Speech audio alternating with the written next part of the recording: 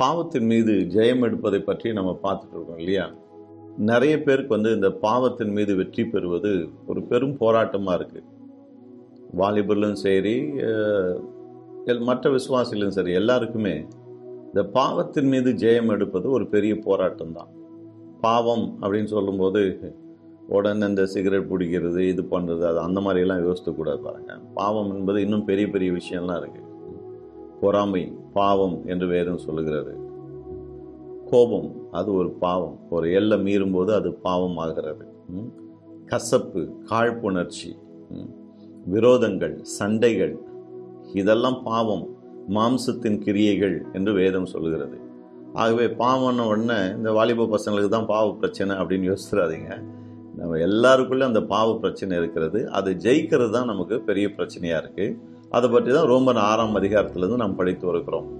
இந்த 6ஆம் அதிகாரத்தில் பவுல் சில அற்புதமான சத்தியங்களை போதிக்கிறார் என்று பார்த்தோம். முதல் 14 வசனங்களில் நாம் பாவத்துக்கு மரித்தவர்கள் என்று சொல்லுகிறார். பிறகு 15லேருந்து 23 வரைக்கும் நாம் நீதிக்கு அடிமைகள் என்று சொல்லுகிறார். அதை சொல்லும்போது தான் சொல்கிறாரு, சில காரியங்களை அறிந்து கொள்ளுங்கள், அப்போது பாவத்தை ஜெயிக்க முடியும் அப்படின்னு சொல்லிட்டு இதெல்லாம் நம்ம படித்தோம். முதலாவது நோ, அதாவது அறிந்து கொள்ளுங்கள். ரட்சிப்பின் போது உங்களுக்கு என்ன நடந்தது என்பதை அறிந்து கொள்ளுங்கள்.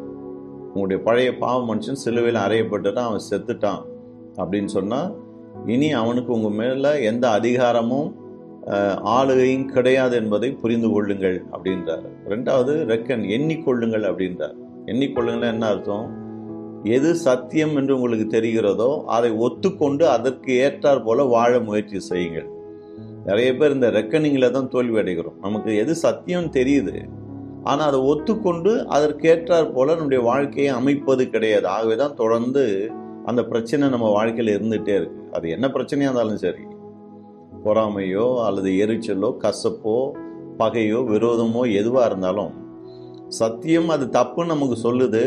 ஆமாம் ஆண்டவரே, இது தப்பு தான், நான் மனம் திரும்புகிறேன்னு மனம் திரும்பி வசனத்துக்கு ஏற்றவாறு நம்மளை அலைன் பண்ணாமல் தொடர்ந்து அந்த கசப்பை நமக்குள்ளேயே வச்சுக்கிட்டு, விரோதத்தை நமக்குள்ளே வச்சுட்டு இருக்கிறதுனால அந்த பாவத்தில் அப்படி இருந்து கொண்டே இருக்கிறோம். அது நமக்குள்ளே பெருகி கொண்டே இருக்கு. அப்போது ரெக்கன் ரொம்ப முக்கியம். பாருங்க, எது சத்தியம் என்று தெரிகிறதோ அதோடு அக்ரி பண்ணி நம்ம வாழ கற்றுக்கொள்ள வேண்டும். மூன்றாவது ஈல்டு என்று பார்த்தோம். இங்கிலீஷில் ஈல்டு என்று வருகிறது, தமிழில் ஒப்பு கொடுங்கள் என்ற அர்த்தத்தில் வருகிறது. இந்த 3 காரியங்களை செய்யும்போது பாவத்தின் மீது ஜெயம் எடுக்காது உதவியாக இருக்கிறது என்று வேதம் கூறுகிறத நம்ம பார்க்குறோம். ஆனால் என்னன்னா, போன வாரம் கூட நம்ம அதை பார்த்தோம். இவ்வளவும் செய்து கூட இன்னும் பாவத்தோடு கூட நமக்கு போராட்டம் இருக்கு. நம்முடைய பழைய பாவ மனுஷன் கிறிஸ்துவுடனே கூட சிலுவையில் அறையப்பட்டுட்டான், அவன் மரித்து விட்டான் என்று வேதம் சொல்லுகிறது. ஆனாலும் எதுக்கு பாவத்தோடு கூட இன்னும் நமக்கு போராட்டம் இருக்கு? கவனிச்சோம் இல்லையா? என்ன காரணம்னா, இந்த செத்து போன பழைய மனுஷனுக்கு நாம உயிர் கொடுத்து கொண்டே இருக்கிறோம். இந்த கட்டார்கேயோ என்கிற வார்த்தையை நான் உங்களுக்கு விளக்கணும் இல்லையா? கிரேக்க வார்த்தை கட்டார்கேயோ அப்படின்னு சொன்னா ரெண்டட் பவர்லெஸ் மேட் இம்பார்ட்டன்ட், அதாவது பிளக்கை பிடுங்கி விட்ட மாதிரி. அதுதான் கட்டார்கேயோ என்ற வார்த்தைக்கு அர்த்தம்.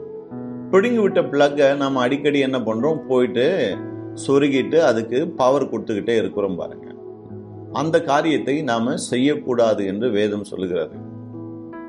சரி, இப்போ அந்த பழைய பாவ மனுஷன் சிலுவையில் அறையப்பட்டு பவர்லெஸ் ஆக்கப்பட்டுட்டான்னா, அவனுக்கு நம்மீது அதிகாரம் ஆளுகை இல்லைன்னு சொன்னா, எப்படி அவனால இவ்வளவு தீவிரமா இவ்வளவு விகரஸா நம்முடைய வாழ்க்கையில வேலை செய்ய முடியுது? எதனால அவனை எதிர்த்து அவ்வளவு விகரஸா நம்ம போராட வேண்டியதா இருக்கு? அதை நீ கவனிக்க போற பாருங்க, ரொம்ப முக்கியமான காரியம். ஆகவே நன்றாய் அதை கவனிப்போம். நாம கலாத்தியர் 5ஆம் அதிகாரம் 17ஆம் வசனம் வாசிக்கலாமா? கலாத்தியர் 5:17. மாம்சம் ஆவிக்கு விரோதமாகவும் ஆவி மாம்சத்துக்கு விரோதமாகவும் இச்சிக்கிறது. நீங்கள் செய்ய வேண்டும் என்று இருக்கிறவைகளை செய்யாதபடிக்கு இவைகள் ஒன்றுக்கொன்று விரோதமாயிருக்கிறது. Thank you doctor. இங்க அப்போஸ்தலனாகிய பவுல் ரொம்ப அற்புதமா ஒரு காரியத்தை சொல்லுகிறார். மாம்சம், ஆவி, 2 சக்திகள் இருக்கு அப்படின்றாரு. ஒரு சக்தி மாம்சம், ஒரு சக்தி ஆவி. இந்த மாம்சம் ஆவிக்கு விரோதமாக இச்சிக்கிறது, அதாவது போராடுகிறது. ஆவி மாம்சத்துக்கு விரோதமாக போராடுகிறது. இதை சொல்லிட்டு சொல்றாரு, நீங்கள் செய்ய வேண்டும் என்று இருக்கிறவர்களை செய்யாதபடிக்கு இவைகள் ஒன்றுக்கொண்டு விரோதமா இருக்கு. அப்படின்னா என்ன அர்த்தம்? ஆவி சொல்ற காரியத்தை நீங்க செய்யணும்னு விரும்புறீங்க, மாம்சம் தடுக்க பார்க்கிறது. மாம்சம் உங்களை மேற்கொண்டு ஒரு தப்பான காரியத்தை செய்யும்படி தூண்டுகிறது, ஆவி அதற்கு தடையாய் நிற்கிறது. மாம்சத்தோடு ஆவி போராடுகிறது, ஆவியோடு கூட மாம்சம் போராடுகிறது. அதை பற்றி அப்போஸ்தலனாகிய பவுல் இங்கே சொல்லுகிறார். சரி, மாம்சம் என்றால் என்னன்னு நம்ம கவனிக்கணும் பாருங்க.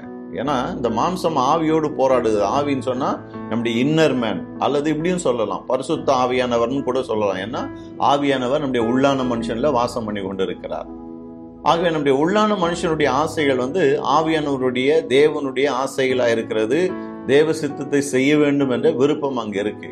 ஆகவே நம்முடைய ஆவி மனுஷன் எப்போதுமே தேவனுக்கு பிரியமானதை தான் செய்ய விரும்புறான் பாருங்க. அதுதான் ஆவி. இப்போ மாம்சம் என்பது என்ன, அதை கவனிக்கணும். இந்த மாம்சம் என்ன என்பதை புரிஞ்சுக்கிட்டோம்னு சொன்னா ஏன் இது போராடி கொண்டே இருக்குதுன்னு புரிஞ்சுக்கலாம். அதன் பிறகு செத்து போன மனுஷன் ஏன் திரும்ப திரும்ப நம்ம தொல்லை பண்ணிட்டு இருக்கான், அதையும் நம்ம புரிஞ்சுக்கலாம் பாருங்க. அப்போ மாம்சம் என்பது எதை குறிக்கிறதுனா, it refers to the sinful nature of humanity and its desires. இந்த மனுஷிகத்தினுடைய பாவ சுவாபத்தை குறிக்கிறது. அது இப்படியே சொல்றேனே, நம்முடைய பாவ சுவாபத்தை குறிக்கிறது. இந்த பாவ சுவாபத்தின் ஆசைகளை குறிக்கிறது. இந்த பாவ சுவாபமும் அவருடைய ஆசைகளும் ஆவியானவரை, உள்ளான மனுஷனுடைய ஆசைகளை எப்போதும் எதிர்த்து கொண்டே இருக்கிறது. இப்போ மாம்சம் என்பது என்ன? சின்ஃபுல் நேச்சர், பாவ சுவாபம். இப்போ நீங்க யோசிக்கலாம், நான் மறுபடியும் பிறந்துட்டேன்னு, எனக்குள்ள எங்க இருக்கு இந்த பாவ சுவாபம்? பாவ சுவாபம் இன்னும் இருக்குன்னு சொன்னா அப்போ கிறிஸ்துவுக்குள்ளே நான் புது சிருஷ்டியா இருக்கிறேன் என்பதுக்கு அர்த்தமே இல்லாம போயிடுது. புது சிருஷ்டியான எனக்குள்ளே பாவ சுவாபம் எப்படி இருக்கு அப்படின்னு ஒரு கேள்வி உங்களுக்குள்ள எழும்பலாம். போதனை தொடர்ந்து கேளுங்க, உங்களுக்கு விடை கிடைக்கும். சரி, அப்போ மாம்சம் என்பது எதை குறிக்கிறது? பாவ சுவாபத்தையும் அதனுடைய ஆசை விருப்பங்களை குறிக்கிறது என்று பார்க்கிறோம். அப்போ இந்த பாவ சுவாபம் தான் என்ன பண்ணுகிறது? நாம விரும்புகிற காரியங்களை செய்ய விடாமல் தடுத்து கொண்டே இருக்கிறது. தேவனுக்கு பிரியமான காரியங்களை செய்யணும்னு விரும்புறோம், ஆனா அதை செய்ய முடியாதபடிக்கு இந்த பாவ சுவாபம் தடுத்து கொண்டே இருக்கிறது என்று அப்போஸ்தலனாகிய பவுல் சொல்லுகிறார். ஆகவேதான் சொல்றார், மாம்சம் ஆவிக்கு விரோதமாகவும் ஆவி மாம்சத்துக்கு விரோதமாகவும் போர் செய்கிறது அப்படின்னு. சரி, இந்த கட்டார்கையோ என்ற வார்த்தை கவனிச்சோம் இல்லையா? அது என்ன சொல்லுகிறது? Made important, made powerless. பழைய பாவ மனுஷன் அவன் சக்தியற்றவனாக ஆக்கப்பட்டு விட்டான், அதிகாரத்தை இழந்தவனாக நிற்கிறான். இவன் எப்படி போராடுறான் நம்ம கூட அப்படின்னு சொன்னா, நம்முடைய பாவ சுவாபத்தை துணைக்கு அழைத்து கொண்டு வந்து அந்த பாவ சுவாபத்தை நமக்கு விரோதமாக தூண்டிவிட்டு நம்மோடு கூட அவன் போராடுகிறான் பாருங்க. ஃப்ளஷ்னா என்ன? பாவ சுவாபம் இல்லையா? அப்ப அந்த பழைய மனுஷன், செத்து போன அந்த பழைய மனுஷன், அவனால ஒன்றும் பண்ண முடியாதுன்னு தெரியுது. அவன் மேல நாம் அதிகாரம் பெற்றவர்கள் என்பது அவனுக்கு தெரிகிறது. ஆக அவன் என்ன பண்ணுகிறான்? நம்முடைய மாம்சத்தை பயன்படுத்துகிறான், நம்முடைய பாவ சுவாபத்தை பயன்படுத்துகிறான். அதை தூண்டிவிட்டு செத்து போன அந்த பழைய மனுஷனும், இம்பார்ட்டன்டான அந்த பழைய மனுஷனும், இந்த பாவ சுவாபமும் கை கோர்த்து கொண்டு எப்போதும் நம்முடைய ஆவிக்கு விரோதமாக போராடி கொண்டிருக்கிறது. விளங்குதான் நான் சொல்ற காரியம்? கொஞ்சம் விளக்கிட்டே போங்க பாஸ்டர், கொஞ்சம் எக்ஸ்பிளைன் பண்ணுங்க, கொஞ்சம் டீப்பா எக்ஸ்பிளைன் பண்ணுங்க பாப்போம். செத்து போன அந்த சரீரத்தை எப்படி பாஸ்டர் தூண்டி விட முடியும்? மரித்து போனது என்ன பாஸ்டர், மரித்தேன் நீ வாழ்வது நானல்ல கிறிஸ்துவை நீ வாழ்கிறார்னு சொல்லியிருக்கல, கிறிஸ்துவுடனே கூட சிலுவையில் அறையப்பட்டவன்னு சொல்லியிருக்கல. அப்ப பாவ மனுஷனுக்கு திருப்பி எங்க ஜீவன் உண்டாகுது? அததான் நான் எக்ஸ்பிளைன் பண்ணேன், மறுபடியும் எக்ஸ்பிளைன் பண்ணேன். கட்டார்கையோ என்ற வார்த்தையுடைய அர்த்தத்தை நான் உங்களுக்கு அதுதான் விளக்கி சொன்னேன். கட்டார்கையோன்னா என்ன அர்த்தம்? சக்தியற்றவனாக்குவது, அதிகாரமற்றவனாக ஆக்குவது. பழைய பாவ மனுஷன் சிலுவையில் அறையப்பட்டுட்டான், பாவத்துக்கு நீங்கள் மரித்தவர்கள் ஆனீர்கள் அப்படின்னு சொல்றாரு பாருங்க. பாவத்துக்கு நாம மரித்து விட்டோம், பாவம் செத்து போச்சுன்னு சொல்லல, பாவத்துக்கு நாம செத்து போயிட்டோம் பாருங்க. அப்படின்னு சொன்னா இனி பாவத்துக்கு நம் மீது அதிகாரம் கிடையாது, பாவத்துக்கு நம் மீது ஆளுகை கிடையாது. நம்முடைய பழைய பாவ மனுஷன் வந்து செத்துட்டான்ற வார்த்தைக்கு அர்த்தம் என்னன்னு சொன்னா, அவன் வந்து இம்பார்ட்டன்டாக ஆக்கப்பட்டுட்டான், வல்லமையற்றவனாக சக்தியற்றவனாக ஆக்கப்பட்டுட்டான். ஆகவே ஒவ்வொரு வாரமும் அந்த கட்டார்கேயோ என்கிற வார்த்தையை நான் விளக்கி சொல்றேன். கட்டார்கேயோன்னா என்ன அர்த்தம்? இந்த பிளக் பிடுங்கின மாதிரி. ஏசி இருக்குது, வாஷிங் மிஷின் இருக்கு, ஃப்ரிட்ஜ் இருக்கு. அதை நீங்க போய் பிளக் பண்ணாதான் அது வேலை செய்யும் பாருங்க. நீங்க பிளக் பண்ணலன்னா அது வேலை செய்வது கிடையாது. அப்போ முந்தின பிரசங்கங்கள் என்ன சொன்னேன், நாம போய் பிளக் பண்ணுகிறோம். இந்த செத்து போன மனுஷன் வந்து பிளக் புடுங்கப்பட்டு இருக்கான் இல்லையா, அதிகாரம் எழுந்து நிற்கிறான் இல்லையா, அவனை போய் பிளக் பண்ணி நாம உயிர் கொடுக்குறோம் அப்படின்னு சொன்னேன். சரி, நாம எப்படி போய் பிளக் பண்ணுகிறோம்? நாம தான் புது மனுஷனா ஆயிட்டோம், பழையவில் ஒழிந்து போயின்னு எல்லாம் புதிதாயின்னு சொல்லுகிறது. நாம எப்படி போய் பிளக் பண்ணுகிறோம் மறுபடியும் சொன்னா, அங்கதான் இங்க மாம்சம் வருகிறது. அங்கதான் மாம்சம் வருகிறது. இந்த மாம்சம் ஆவிக்கு விரோதமாய் இச்சிக்கிறது. இந்த மாம்சம் என்பது என்ன? இந்த சின்ஃபுல் நேச்சர் அப்படின்னு சொன்ன மாம்சத்துல இருக்கிற அந்த பாவ தன்மை. அதை நான் போக போக விளக்குறேன். நான் இல்ல இங்கேயே சொல்லிட்டேன். இந்த மாம்சம் என்பது என்ன? ஏன் இந்த மாம்சம் ஆவிக்கு விரோதமா வேலை செய்கிறது?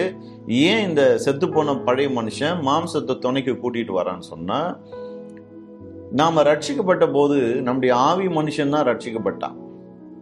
ஒரு கிறிஸ்துவுக்குள் இருந்தால் புது சிருஷ்டியா இருக்கிறான், பழையவில் ஒழிந்து போயின எல்லாம் புதிதாயின என்று சொல்லும் போது நம்முடைய உள்ளான மனுஷனை பற்றி பேசுகிறது. போன வாரம் கூட அதை எக்ஸ்பிளைன் பண்ண நான். உள்ளான மனுஷன் அவன் புது மனுஷன் ஆயிட்டான்.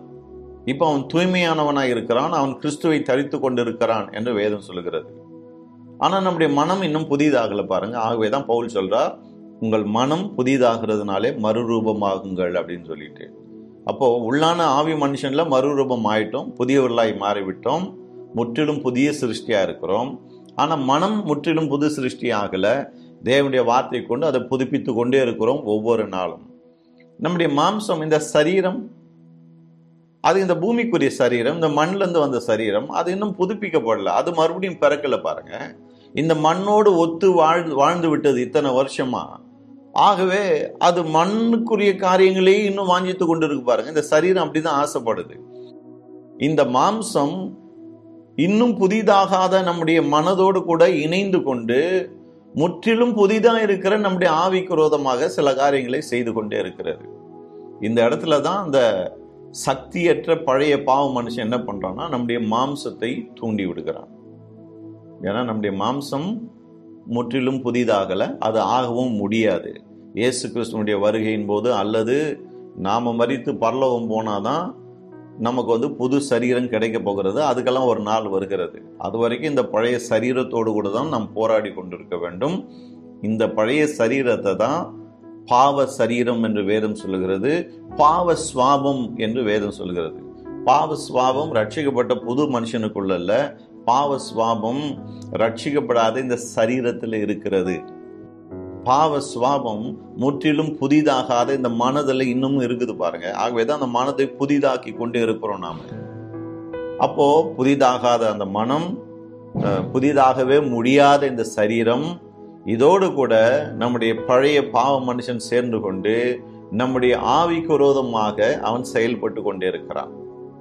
இப்போ உங்களுக்கு விளங்கும் நினைக்கிறேன் எப்படி அந்த செத்து போன பழைய மனுஷன் வேலை செய்யறான்னு. மறுபடியும் சொல்றேன், செத்து போன என்று நம்ம சொல்லும் போது அவன் வந்து சக்தியற்றவனாக ஆக்கப்பட்டு விட்டான். செத்து போயிட்டான்னு இப்ப நாம நினைக்கிற மாதிரி இனி அவன் கிடையாது.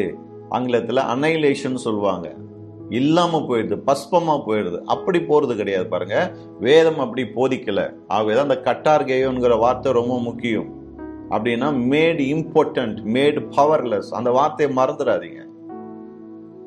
சக்தியற்றவனாக ஆக்கப்பட்டு விட்டான். இப்ப அவனுக்கு சக்தி இல்ல. ஆகவே சக்தி இல்லாத அவன் என்ன பண்ணுகிறான்? மறுரூபமாகாத நம்முடைய மனம், இப்போதைக்கு மறுரூபமாக முடியாத நம்முடைய சரீரம், இதோடு கூட சேர்ந்து கொண்டு நம்முடைய ஆவிக்கு விரோதமாக அவன் போராடி கொண்டே இருக்கிறான். ஒரு உதாரணம் சொல்றேன் பாருங்க. நம்முடைய ஆண்டவராக இயேசு கிறிஸ்துவினுடைய வாழ்க்கையில இருந்து இதை நம்ம கவனிப்போம். மார்க் 14ஆம் அதிகாரம் 28ஆம் வசனம் வாசிக்கலாமா? மார்க் 14:28.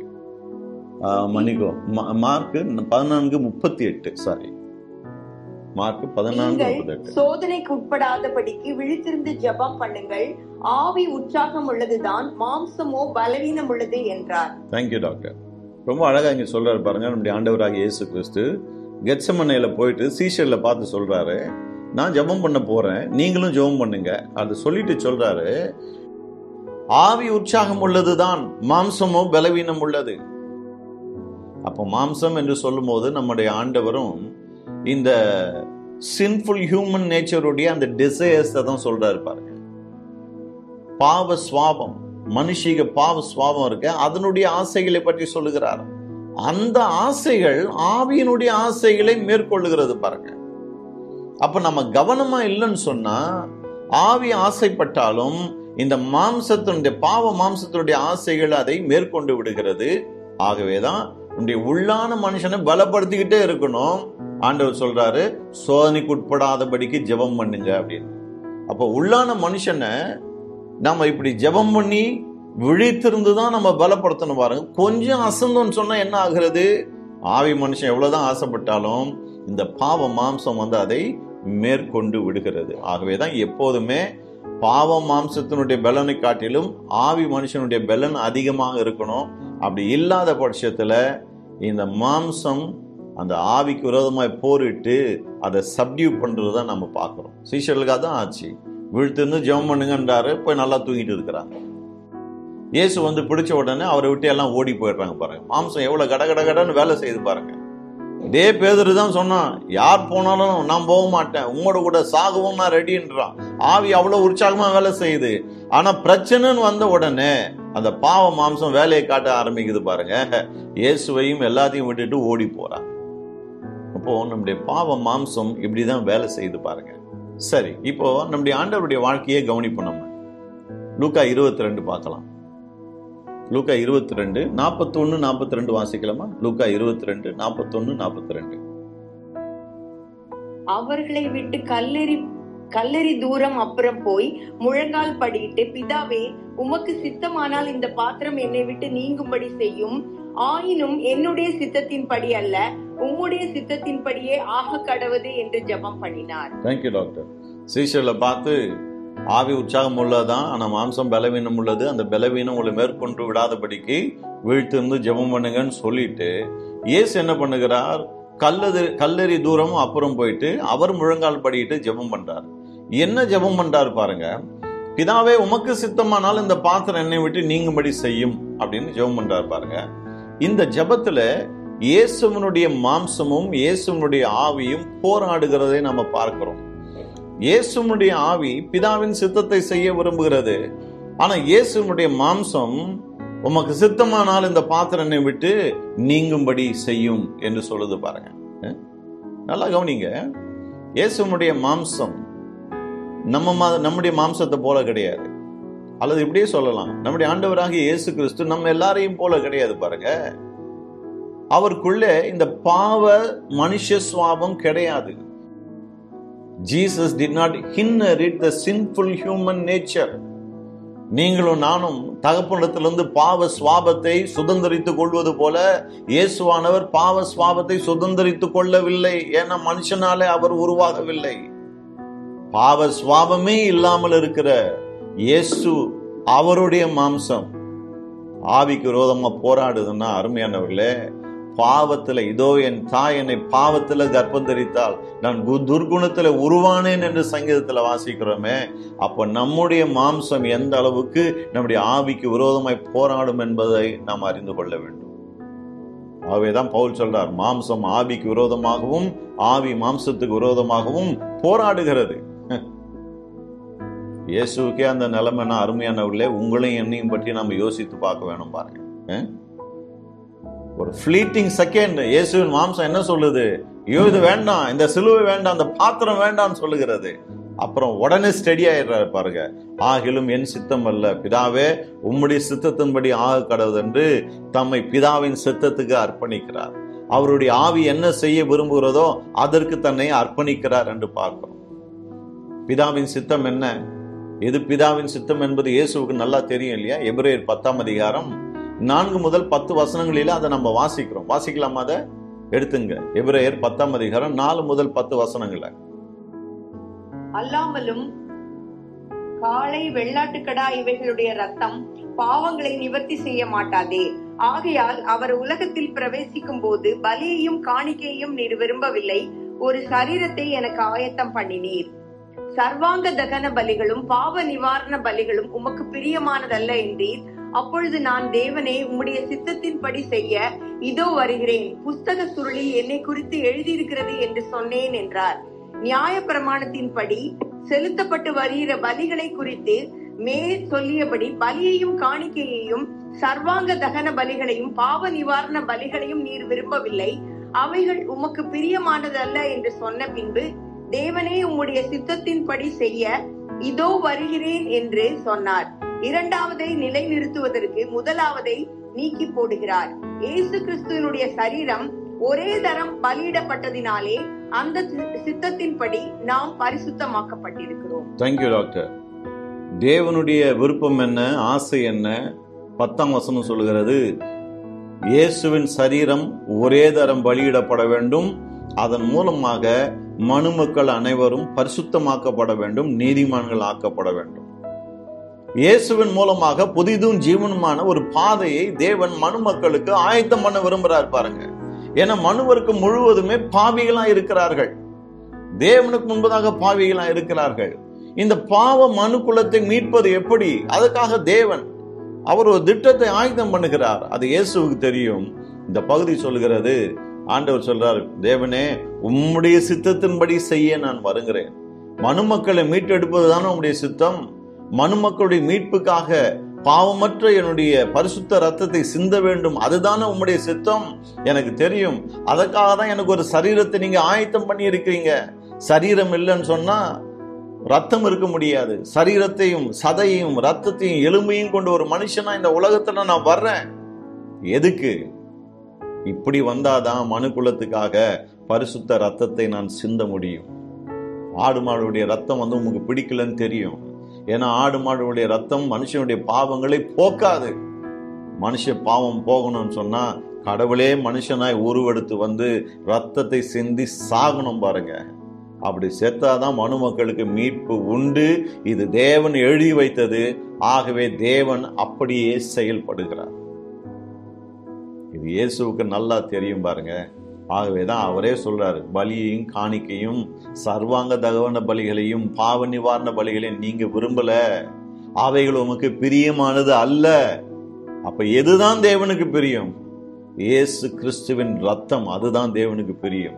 இயேசு கிறிஸ்துவினுடைய சரீரம் பலியிடப்பட வேண்டும், அதுதான் தேவனுக்கு பிரியம். ஏன்னா அந்த சரீரத்தை திரும்ப திரும்ப பலியிட வேண்டியதில்லை, ஒரு தரம் பலியிட்டாலே போதும். அந்த ரத்தம் நம்மை பரிசுத்தமாக்கிவிடும். ஹல்லேலூயா. அப்போ இதுதான் பிதாவுக்கு பிரியமானது என்பது இயேசுவுக்கு நல்லா தெரியும். அருமையானவர்களே, அதுக்காகவே வர்றார் அவர். ஆனா இந்த லாஸ்ட் ஃபியூ ஹவர்ஸ் பாருங்க, கடைசி சில மணி நேரங்கள், சிலுவைக்கு போறதுக்கு கடைசி சில மணி நேரங்கள் பெரும் பெரும் போராட்டமா இருக்கு பாருங்க. மாம்சம் போராடுகிறது, ஆவிக்கு விரோதமாய் போராடுகிறது. அதுக்காக தான் வந்தாரே. கடைசி நேரத்தில் அந்த மாம்சம் எப்படி அவரை தூண்டி விடுது பாருங்க. வேண்டாம், சிலுவை வேண்டாம், ரத்தம் சிந்துதல் வேண்டாம், பிதாவை விட்டு நீர் பிரிய போகிறீர் சில மணி நேரங்கள், அது வேண்டாம். இயேசு ஒரு ஃபிளீட்டிங் செகண்ட், இந்த சிலுவை இல்லாம இருந்தா நல்லா இருக்குமே நினைக்கிறாரு. அப்புறம் உடனே சுதாரித்து கொண்டு சொல்றார், பிதாவே, என்னுடைய சித்தம் அல்ல, என்னுடைய சித்தத்தின்படி அல்ல, உம்முடைய சித்தத்தின்படியே ஆக கடவுது அப்படின்றார் பாருங்க. அருமையானவர்களே, கெத்சமனே தோட்டத்தில் நம்முடைய ஆண்டவராகிய இயேசு கிறிஸ்துவனுடைய இந்த போராட்டம் இருக்கே, அவருடைய மாம்சத்துக்கும் அவருடைய ஆவிக்கும் நடந்த போராட்டம் இருக்கே, இது ஒவ்வொரு கிறிஸ்தவனுடைய வாழ்க்கையிலும் ஒவ்வொரு நாளும் நடந்து கொண்டே இருக்கிறது. இயேசு கிறிஸ்துவனுடைய போராட்டம் ஒரு மாடல். ஆகவேதான் விசுவாசிகளாகிய நாம் இயேசு கிறிஸ்துவை திரும்ப திரும்ப திரும்ப திரும்ப படிக்கணும் பாருங்க. இன்னைக்கு கிறிஸ்தவர்கள் பார்த்தீங்கன்னா எதுலையோ போயிட்டாங்க. இயேசு எப்போ வருவார், அந்தி கிறிஸ்து எங்க இருக்கிறான், அந்தி கிறிஸ்து வந்துட்டானா, நீங்க போய் சோசியல் மீடியால பாருங்க, அந்தி கிறிஸ்து எந்த ஊரில் இருக்கிறான், அந்தி கிறிஸ்து வந்து விட்டானா, இப்போ அவன் வந்தான்னா என்ன, வரலன்னா உனக்கு என்ன பிரச்சனை, அவன் எந்த ஊர்ல இருக்கிறான், அவன் எந்த நாட்டை சேர்ந்தவனாக இருக்கலாம், இதெல்லாம் நமக்கு ஸ்பெகுலேஷன் தான் பாருங்க. அவன் பிறந்துட்டானா, இன்னும் பிறக்கவே இல்லையா, எதுவும் நமக்கு தெரியாது. இயேசு கிறிஸ்து வரப்போகிறார், இதோ சீக்கிரமாய் வருகிறேன் என்று சொன்னார். அவர் சொன்னா நிச்சயம் அப்படியே நடக்கும். அதுக்கான அடையாளங்கள்லாம் விரைந்து நடந்து கொண்டு இருக்கிறது. நான் என்ன சொல்றேன், அதுக்கான அடையாளமே இல்லைன்னா கூட பரவாயில்ல, நாம எப்பவும் ரெடியா இருக்கணும். இருக்கீங்களா இல்லையா? இன்னைக்கு என்ன சொல்றாங்க, அடையாளம், இங்க அடையாளம், இஸ்ரேல்ல இந்த அடையாளம், ட்ரம்ப் ஒரு அடையாளம், எல்லா அடையாளம் அடையாளம் அடையாளம்ன்ற பாருங்க. நீ ரெடியா அப்படின்னு கேட்கறேன். அருமையானவர்களே, நானும் சின்ன வயசுல இருந்து பார்த்துன்னு இருக்கிறேன் பாருங்க. சின்ன வயசுல இருந்து 70s இருந்து சொல்லின்னு தான் இருக்கிறாங்க. இந்த அடையாளம் நடக்குது. நான் ஒரு முறை ஒரு டிராக்ட் வாசித்தேன் பாருங்க. அது சொல்றாங்க, வானத்துல இந்த அடையாளம்லாம் வரப்போகிறது, அதெல்லாம் இயேசு கிறிஸ்துவின் வருகை குறிக்கிறது, ஆயத்தமா அப்படின்னாங்க. 70ல இருந்து இன்னைக்கு 2025க்கு வந்தாச்சு. அருமையானவர்களே, இந்த அடையாளத்தை பார்த்துக்கிட்டே இருந்தோம்னு வச்சுங்க, நம்ம ரொம்ப சோர்ந்து போயிடுவோம். அடையாளத்தை பார்க்க கூடாதுங்க, இயேசுவை பார்க்க வேண்டும். அடையாளம் இருக்குதோ இல்லையோ, இயேசு இருக்கிறார். நான் திரும்ப வரப்போறேன்னு சொன்ன அவருடைய வார்த்தை இருக்கிறது. அவருடைய வார்த்தையை நல்லா கவனிங்க, இயேசுவின் வாழ்க்கையை நல்லா கவனிங்க. அதுதான் ரொம்ப முக்கியம் அருமையானவர்களே. ஏன்னா அவருடைய வருகையில நம்ம போகிறது, கண்டிப்பா போவோம். கிறிஸ்தவனா இருந்தா, விசுவாசியா இருந்தா கண்டிப்பா நம்ம போவோம். ஆனா போறதுக்கு முன்னாடி இந்த உலகத்துல நம்முடைய கிறிஸ்தவ வாழ்க்கையை வெற்றிகரமா நம்ம வாழணும் பாருங்க. ஒவ்வொரு நாளும் கண்ணீரிலும், கவலையிலும், வேதனையிலும், போட்டியிலும், பொறாமையிலும், எரிச்சலிலும், மனசோர்விலும் வாழ்ந்து கொண்டிருந்தா அது வெற்றிகரமான கிறிஸ்தவ வாழ்க்கை கிடையாது. கர்த்தர் விரும்புகிற வாழ்க்கை அது கிடையாது பாருங்க. பிரியமானவனே, உன் ஆத்துமா வாழ்கிறது போல நீ எல்லாவற்றிலும் வாழ்ந்து சுகமாயிரு. அதுதான் கர்த்தர் நமக்கு விரும்புகிற வாழ்க்கை. நாம நல்லா வாழணும்னு விரும்புறாரு பாருங்க. ஆனா நல்லா வாழ முடியாதபடிக்கு பாவம் வந்து கெடுக்குது, நம்முடைய மாம்சம் வந்து கெடுக்குது, ஒவ்வொரு நாளும் போராடி கொண்டு இருக்கு. அதை எப்படி ஜெயிக்கிறதுன்னு தெரியல. வேதம் சொல்லுது, என் உள்ளத்துல அக்கிரம சிந்தை கொண்டிருந்தானால் தேவன் என் ஜெபத்துக்கு பதில் கொடுக்க மாட்டார் அப்படின்னு. நிறைய கிறிஸ்தவங்க யோசிக்கிறாங்க, ஏன் ஜெபத்துக்கு பதில் வரல ஆண்டவரே, எத்தனையோ வருஷமா ஜெபிக்கிறேன், உபவாசம் கிடந்து ஜெபிக்கிறேன், பதில் வரலையேன்னு. இதுக்குதான் பைபிளை வாசிக்கணும். ஏன்னா அக்கிரம சிந்தை இருக்கும்போது பதில் வராது என்று வேதம் சொல்லுகிறது. ஏன் அந்த அக்கிரம சிந்தை வருது, அதுக்கு இந்த சத்தியம்லாம் புரிஞ்சுக்கணும் பாருங்க. இந்த மாம்சம் தூண்டி விட்டு கொண்டு இருக்கிறது. பழைய பாவ மனுஷன் மாம்சத்தை பயன்படுத்தி தூண்டி விட்டு கொண்டே இருக்கிறான் பாருங்க. பாவ எண்ணங்கள் உள்ள இருக்கு, அதை வச்சுட்டு அப்படியே காத்துக்கிட்டே இருந்தோம்னு சொன்னா ஒரு நாள்ல வெடிச்சு கிளம்ப போகுது. ஆகவேதான் அருமையானவர்களே, நம்முடைய ஆண்டவரை நோக்கி பார்ப்பது ரொம்ப முக்கியம். ஏன்னா உங்களையும் என்னையும் போல அவரும் போராடினார்.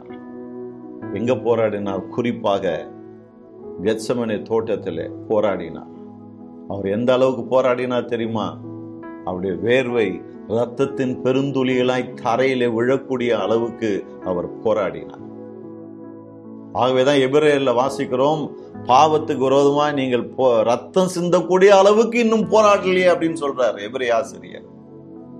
அப்போ பாவத்துக்கு விரோதமான போராட்டத்துல ரத்தம் சிந்துதலும் நடக்குது பாருங்க. அப்போ பாவம் அவ்வளவு ரண கொடூரமா நம்ம டார்ச்சர் பண்ணுகிறது. இயேசுனுடைய வேர்வை ரத்தத்தின் பெருந்துளிகளாய் விழுந்தது.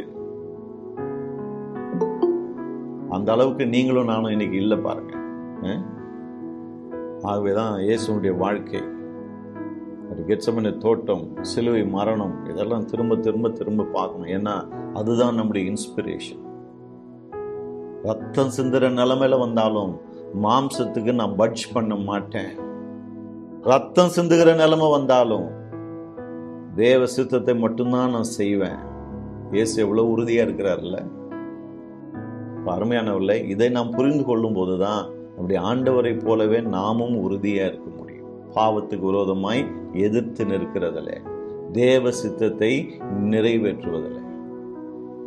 இந்த மாம்சம்ன்றமே இதை எப்படி அடையாளம் காண்பது? பாவ சுவாபம்ன்றோம் இல்லையா, அதை எப்படி அடையாளம் காண்பது? வேதத்துல எல்லாமே தெளிவா இருக்கு பாருங்க. எதை பற்றியும் நம்ம இருட்டில் இருக்க வேண்டிய அவசியமே கிடையாது. கலாத்தியர் 5ஆம் அதிகாரம் வாசிக்கலாமா? கலாத்தியர் 5ஆம் அதிகாரம் 19 இருந்து 21 வரைக்கும் வாசிப்போம். மாம்சத்தின் கிரியைகள் வெளியரங்கமாயிருக்கின்றன. அவையாவன விபச்சாரம், வேசித்தனம், அசுத்தம், காம விகாரம், விக்கிரக ஆராதனை, பில்லி சூனியம், பகைகள், விரோதங்கள், வைராக்கியங்கள், கோபங்கள், சண்டைகள், பிரிவினைகள், மார்க்க பேதங்கள், பொறாமைகள், கொலைகள், வெறிகள், களியாட்டுகள் பூக்கள் முதலானவைகளே. இப்படிப்பட்டவைகளை செய்கிறவர்கள் தேவனுடைய ராஜ்யத்தை சுதந்திரிப்பது இல்லை என்று முன்னே நான் சொன்னது போல இப்பொழுதும் உங்களுக்கு சொல்லுகிறேன். மாம்சம் சொல்றோம்ல அருமையானவர்களே, அந்த மாம்சம்னா என்ன? மாம்சம் ஆவிக்கு விரோதமா இச்சிக்கிறது அப்படின்றோம் இல்லையா?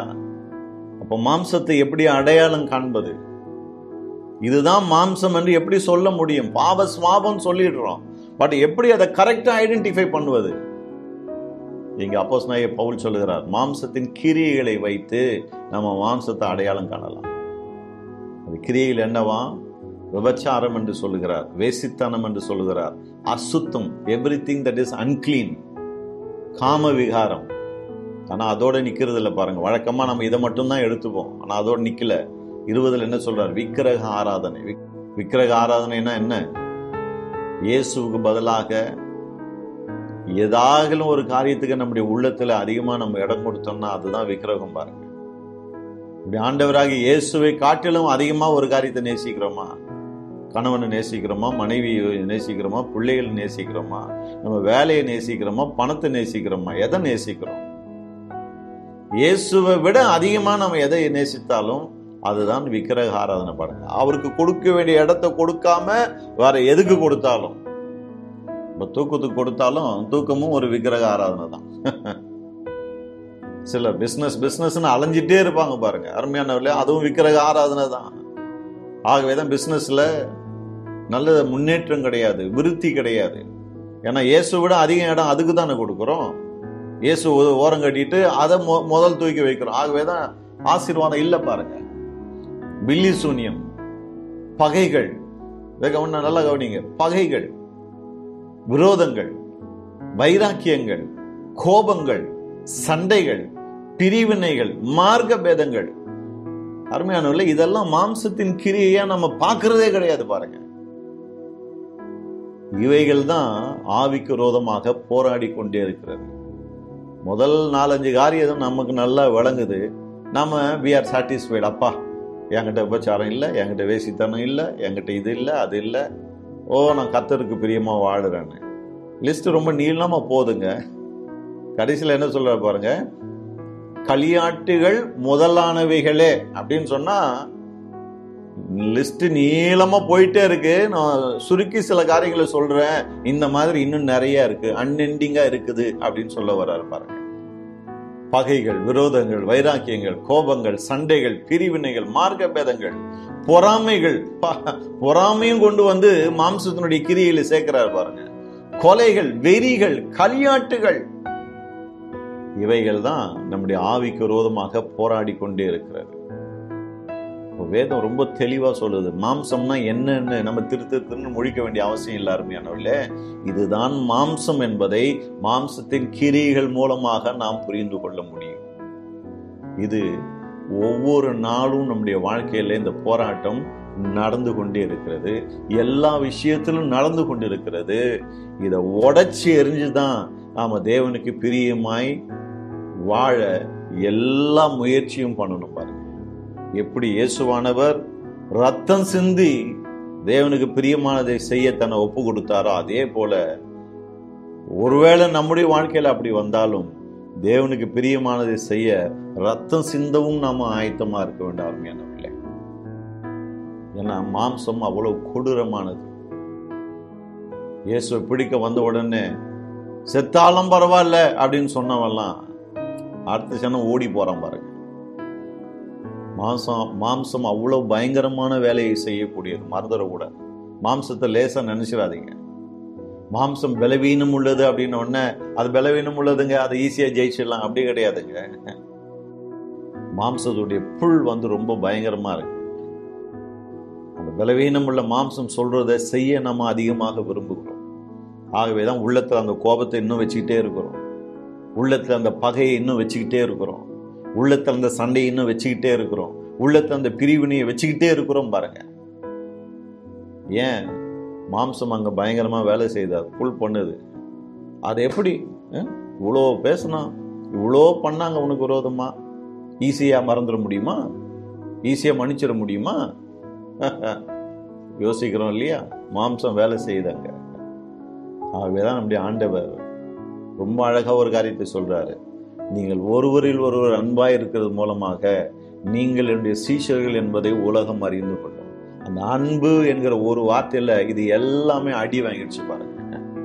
அன்பு இருக்கிற இடத்துல இதெல்லாம் எதுவுமே இருக்காது. விபச்சாரம் இருக்காது, வேசித்தனம் இருக்காது, அசுத்தம், காம விகாரம், விக்கிரகாரான, பில்லிசூனியம், பகை, விரோதம், வைராக்கியம், கோபம், சண்டை, பிரிவினை, மார்க்க பேதம், பொறாமை, கொலை, வெறி, களியாட்டு எதுவுமே இருக்காது அன்பு இருக்கிற இடத்துல. ஆகவேதான் ஆண்டவர் சொல்றாரு பாருங்க, தேவனிடத்தில் அன்பு கூறு, உன் அயலாண்டத்தில் அன்பு கூறு, பிறனை நேசி அப்படின்னு சொல்றாரு. ஏன்னா ஒரு ஆளை நேசிக்கும் போது அவன் விரோதமாக மனசளவுல கூட நம்ம தீங்கு நினைக்க மாட்டோம். ஒருவரை நேசிக்கும் போது அங்கே அவர்களை பகைக்க முடியாது. ஒருவரை நேசிக்கும் போது அவங்க மேல பொறாமை இருக்காது. ஒருவரை நேசிக்கும் போது அங்க சண்டை இருக்காது. ஒருத்தர் சொல்றாரு, எங்க நேசம் அதிகமா இருக்குதோ அங்கதாங்க அதிகமா சண்டை இருக்கும் அப்படின்றார். அந்த மாதிரி கோழி சண்டைலாம் சிலது இருக்கு, அதெல்லாம் விட்டு தள்ளுங்க. அந்த சண்டையை பத்தி நான் பேசல. கிறிஸ்துவின் அன்பினால் நிறைந்தவர்களாக நம்ம செயல்படும் போது இந்த மாம்சத்தின் கிரியைகளை நம்மால ஜெயிக்க முடிகிறது. ஹல்லேலூயா. இயேசுவினுடைய வாழ்க்கையில் அந்த போராட்டம் இருந்தது, நம்முடைய வாழ்க்கையில் அது இருக்கிறது. அப்போஸ்தலனாகிய பவுலும் அந்த மாதிரி மாம்சத்தோடு கூட போராடினார் என்று அவரே சொல்றாரு. அருமையானவர்களே, இந்த மாம்சத்தோடு கூட போராட்டம் இருக்கிறது. பாவ சுவாபம் நம்முடைய மாம்சத்துல வாசம் பண்ணி கொண்டு இந்த செத்து போன பழைய மனுஷனோட கை கோத்து கொண்டு நமக்கு விரோதமாய், நம்முடைய ஆவிக்கு விரோதமாக வந்து தேவ சித்தத்தை செய்ய வேண்டாம், தேவ சித்தத்தை செய்ய வேண்டாம்னு போராடி நம்ம இழுக்க பார்க்குது பாருங்க. நாம தான் அதை ஜெயிக்க வேண்டும். அதை எப்படி ஜெயிக்கிறது? சில காரியங்களை செய்யணும் பாருங்க. இதுக்கு தான் அந்த ஸ்பிரிச்சுவல் டிசிப்ளின் நமக்கு அவசியம். அந்த காரியங்களை செய்யும் போது ஆண்டவர் கிருபையில நாம் இந்த மாம்சத்துக்கு விரோதமாக ஜெயம் எடுக்க முடிகிறது. அதை அடுத்த வாரம் நம்ம கவனிப்போம். ஆமென்.